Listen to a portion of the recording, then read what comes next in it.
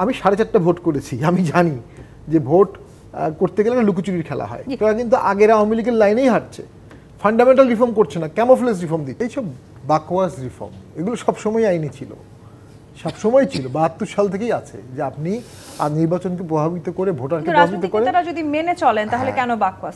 বাকওয়াস হচ্ছে এই কারণে যেটা ইমপ্লিমেন্ট করা অনেক কঠিন। কারণ এটা ইমপ্লিমেন্ট করতে গেলে একটা এলাকা, যদি একটা নির্বাচনী এলাকা আপনি ধরেন 8 থেকে 10 লক্ষ মানুষ, 4 লক্ষ ভোটার, প্রায় আপনার এখানে 147টা ওয়ার্ড, 147টা ওয়ার্ডে 800-র মতো বুথ থাকবে। 800 বুথ একটা আসলে, 300 আসলে 2.5 লক্ষ বুথ, এবং কাঁচা রাস্তা পাকা রাস্তা আছে। আপনি ম্যাজিস্ট্রেট থাকবে কয়জন যদি একসাথে ভোট হয় অ্যাট এ টাইম?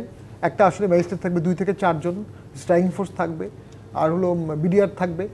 তারা কাঁচা রাস্তায় যাবে না, তারা ভোট কেন্দ্রের আশেপাশে ঘোরাঘুরি করবে। ওই দেখবেন যে ম্যানিপুলেশন, যদি নির্বাচনকে সুষ্ঠু করার 100টা পদ থাকে, নির্বাচনকে ম্যানিপুলেট করার 110টা পদ থাকে। ওটা আওয়ামী লীগ খুব ভালো জানে। আপনি গুনছেন 120টা, বান্ডিল করছেন 100, আবার আপনাকে হারাতে হবে, জেতাতে হবে, তখন 80টাতে বলবে 100। এই যে হাতের কাজ, এটা ওই পোলিং এজেন্ট ধরতে পারে না। এই বিষয়ে টিওনো ডিসির একটা ইঙ্গিত দেয়, যে ইঙ্গিত দেয় ওই ইঙ্গিতই ইনফ্লুয়েন্সটা হয়ে যায়। ঠেকানো খুব কঠিন। ঠেকাবে কখন? মানসিকভাবে যখন প্রশাসন নিরপেক্ষ হবে। ঠেকাবে কখন? যদি জেলা ইলেকশন কর্মকর্তা মেইন প্রিজাইডিং অফিসার হয়, রিটার্নিং কর্মকর্তা হয়।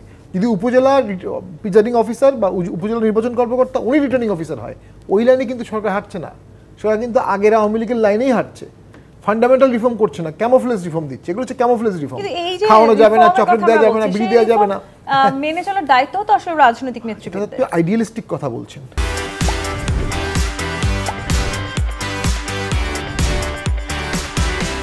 ভোটের মাঠে ওই যে কম্পিটিটিভস থাকলে এক পক্ষ অনিয়ম করলে আরেক পক্ষ করবে, এক পক্ষ অনিয়ম করে বলবে ওনার অনিয়মটা বন্ধ করেন, না আমি অনিয়ম করব। যখন কম্পিটিটিভনেস থাকবে না তখন এই থিওরিটা কাজ করবে না। ভোট সুষ্ঠু করে প্রার্থীরাই, ভোট সুষ্ঠু করে প্রার্থীর এজেন্টরাই। সেখানে মারামারি হবে, কম্পিটিশন হবে, ব্যালেন্স থাকবে। যেহেতু বিএনপি 2টি ভোটে অংশগ্রহণ করেনি, আরেকটি ভোটে প্রশাসন ন্যাক্কারজনকভাবে বিএনপির বিরুদ্ধে অবস্থান নিয়েছে, ওই ব্যালেন্সটা ছিল না। এখন সামনের ভোটে ওই ব্যালেন্সটা থাকবে, ওই ব্যালেন্সটা নিশ্চিত করেন।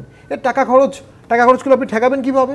চড়া এলাকায় কেউ টাকা দিচ্ছে, ওখানে ম্যাজিস্ট্রেট গিয়ে ধরতে পারবে? মানে এটা অসম্ভব বিষয়। আপনি কোরআন ছুঁয়ে শপথ করাবেন যে কোরআন ছুঁয়ে শপথ করলে তুমি অমুককে ভোট দিবা, এটা হয় আমাদের দেশে। আপনি ঠেকাতে পারবেন? এগুলো পারবেন না তো। মন্দিরে মসজিদে গিয়ে আপনি ভোট চাবেন এক ফাঁকে, ম্যাজিস্ট্রেট আস্তে আস্তে আপনি চলে যাবেন, ফাইন করবেন, 5,000 টাকা করবেন। আমি 4.5টা ভোট করেছি, আমি জানি যে ভোট করতে গেলে লুকোচুরির খেলা হয়। যখনই কথা আপনি বলছেন, যখনই প্রতিদ্বন্দ্বিতা হবে তখন ভোট সুষ্ঠু হবে, যখন প্রতিদ্বন্দ্বিতা হবে না ভোট সুষ্ঠু। আরেকটি রিস্ক আছে, যখন প্রতিদ্বন্দ্বিতা হবে না, যারা ভোটে অংশগ্রহণ করবে না, অতীত ইতিহাস বলে তারা শুধু অংশগ্রহণই করে না, তারা ভোটটা প্রতিহত করার চেষ্টা করে।